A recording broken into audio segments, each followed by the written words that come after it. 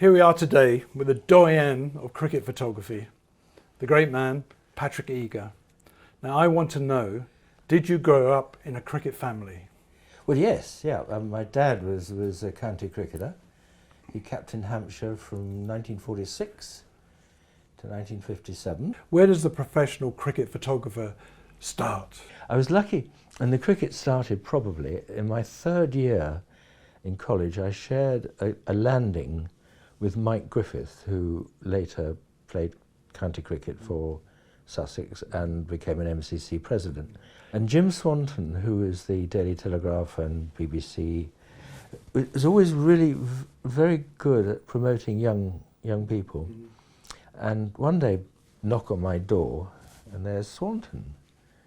And he said, "Are you Desmond Eagar's boy?" And I said, yes. He said, "Oh, my name's Quinton." He said, "Oh, I thought I'd just drop in, sit down, have coffee."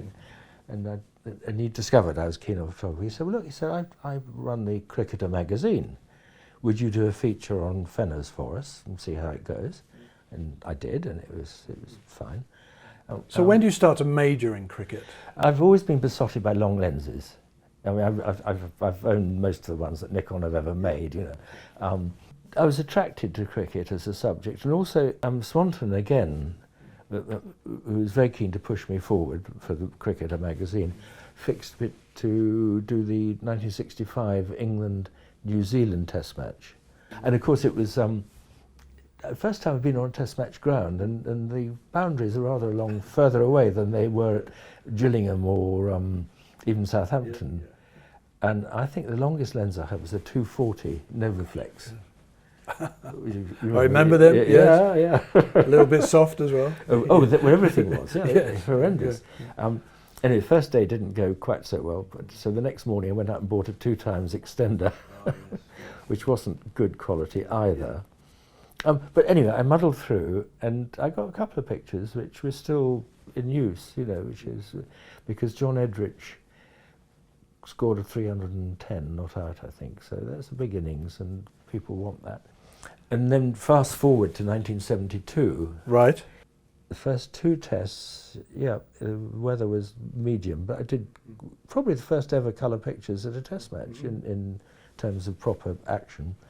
And then I went back to the Sunday Times and said, "Look, I'm doing cricket now." And they looked at my stuff and said, "Wait, hang on, that's very good. Will you do the next one for us?" Right.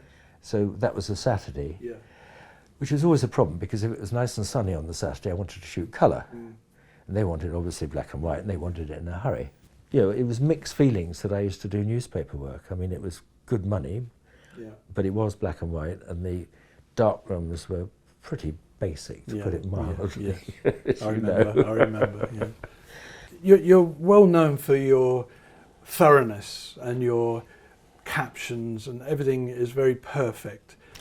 Where did that training come from? Because a lot of newspaper photographers like myself are a bit rough and ready, and I think that's the third over, and I think I've got a decent picture of both of them, ... But you always struck me, working beside you many a time at Lord's and the Oval, as a very methodical man, very neat, tidy, precise.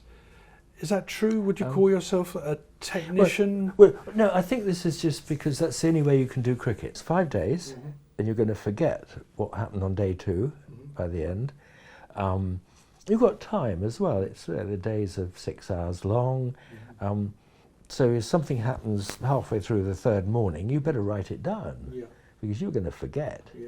So I always had a notebook, and we'll talk about it in a mo, I'm sure, but when you're shooting a remote camera, which is the other side of the ground, it's only got 36 frames, you need to know whereabouts in the film you are.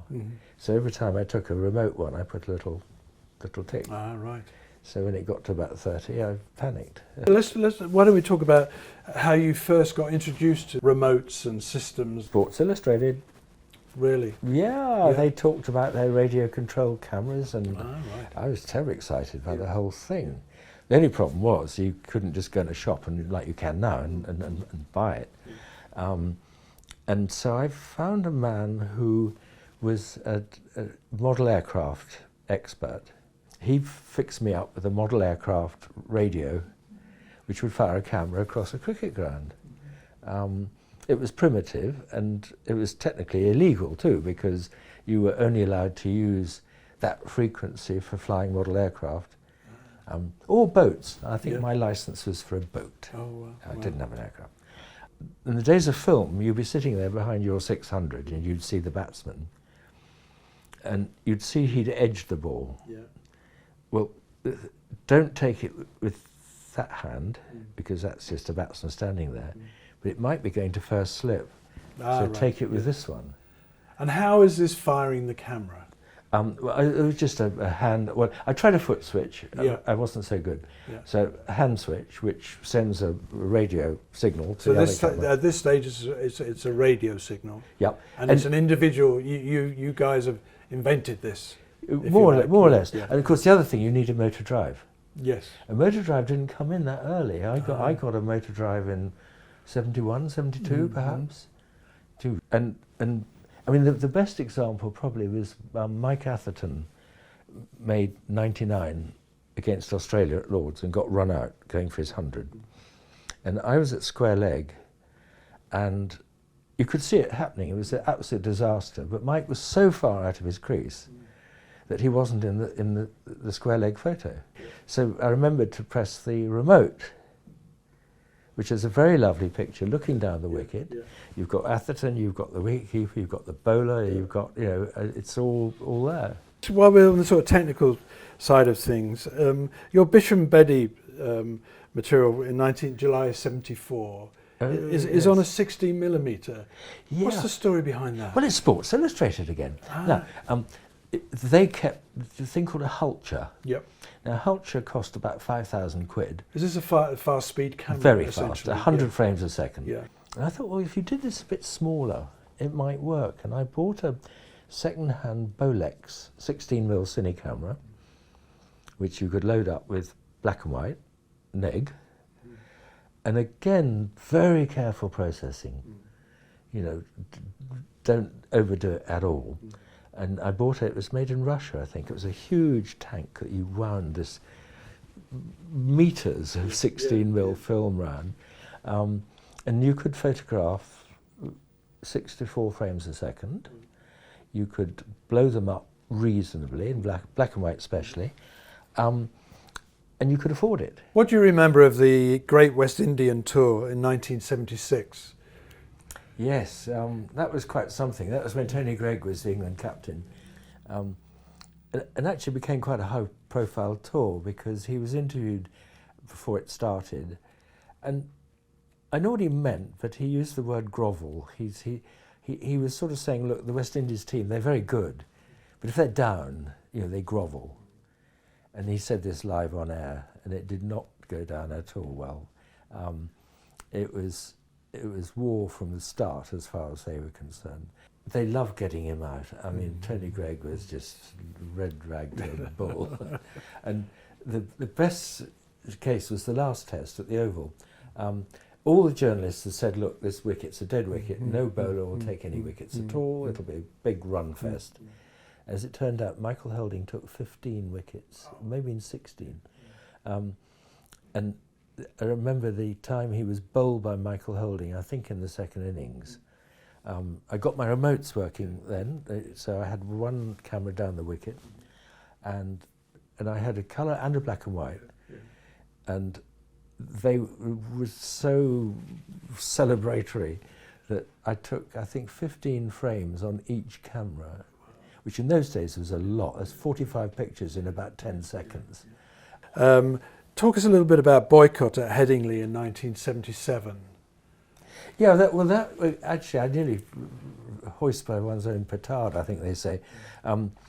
Typical Boyks. He needed a century for his 100. And what better venue than for him in his home ground against the Australians. But my God, he took his time over it, as he always did, I mean, it was all day. And I'd gone to sleep almost in the back row of quite a good position. And he got to about 96 or something. And I suddenly thought, my God, if he gets this 100, everybody's going to stand up. and I was at the back. You'll get blocked. Yeah. And it was a 2-camera job. I mean, they were both on a tripod, colour, black and white, 400, 600. And I remember trying to get upstairs with all this lot, thinking, oh God, he's on 96, what's going to happen next? But I got settled in plenty of time.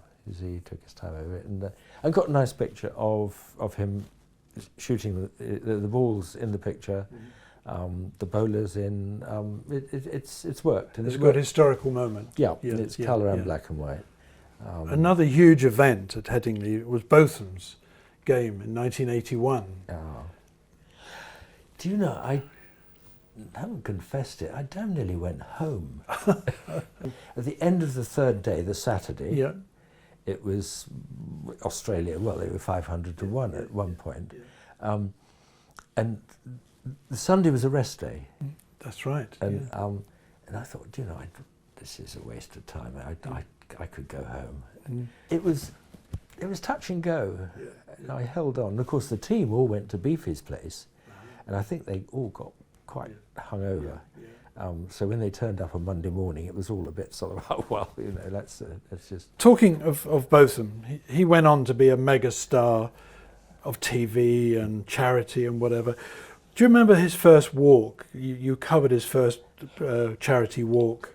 Well, I cheated. I turned up the last 2 days. But there were people who did the whole thing, and it was great. You know, it was huge enthusiasm, and it's a wonderful teamwork. Yeah, it was good. And raised some great money. Oh yes, yeah. It wasn't just a stunt, was it? It was. No. He got hooked on it too, didn't he? He took elephants over the Alps, and he made a lot. Yeah, that was very, very good. Another famous picture of yours is of Dennis Lilly in the bath. Now, how did you get in there?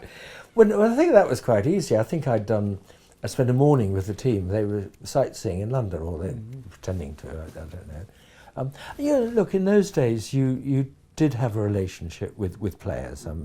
Now it's arm's length and. But if you're doing books and magazine articles, you need different pictures, don't you? You can't have the pitch. You need maybe a portrait, you need a picture in a bath and whatever. Yeah. So I should imagine, when people do books or books on the Australians, they want those offbeat pictures as much as they want the big hugs at the end of a famous wicket or something.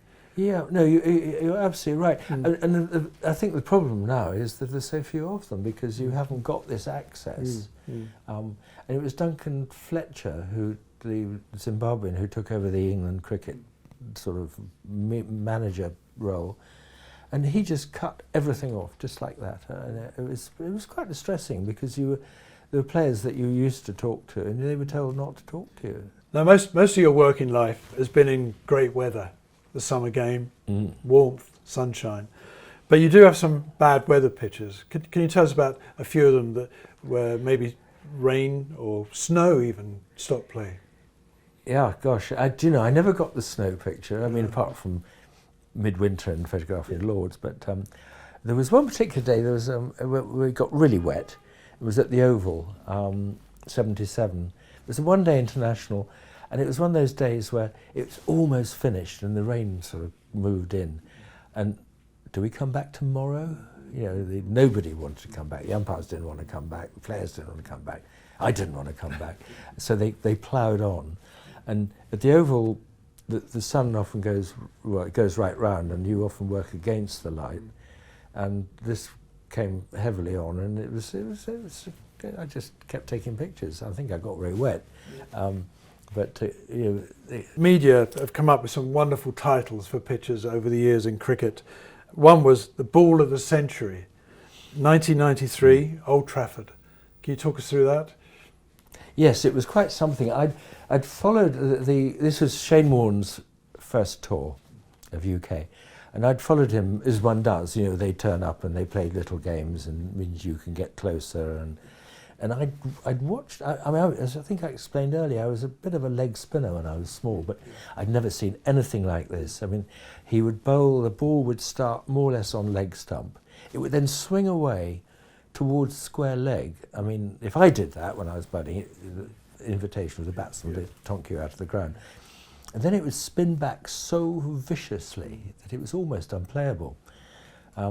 Anyway, so we get to Old Trafford, and it was quite dark. In fact, it was very dark. And I was at ground level, behind the slips, and there was a slit place so that the batsman was hidden, and the wicketkeeper was vaguely there. Anyway, Gatting comes in to bat, and Warney first ball does one of these standard deliveries, which absolutely flummoxed Gat.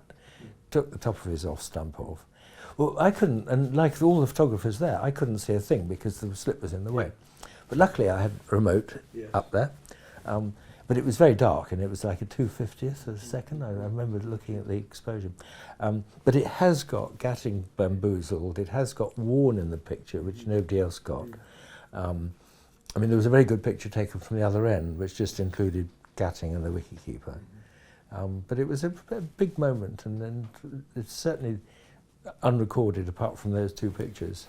So the remote paid off again. It did. Another great picture of yours is the Strauss catch as part of the Ashes in 2005.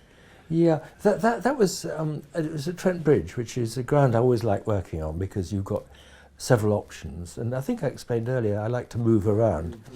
Well, this particular day, Australia were halfway down the innings. So I'm thinking probably not a batsman's day, but I don't know, we'll. And I found a little spot up in one of the stands at the far end of the ground, and I was joined by David Ashdown, who is the independent. And it was Adam Gilchrist batting, a left-hander, and the slips neatly fitted up in front of us, and you could shoot it on something like a 200 mil.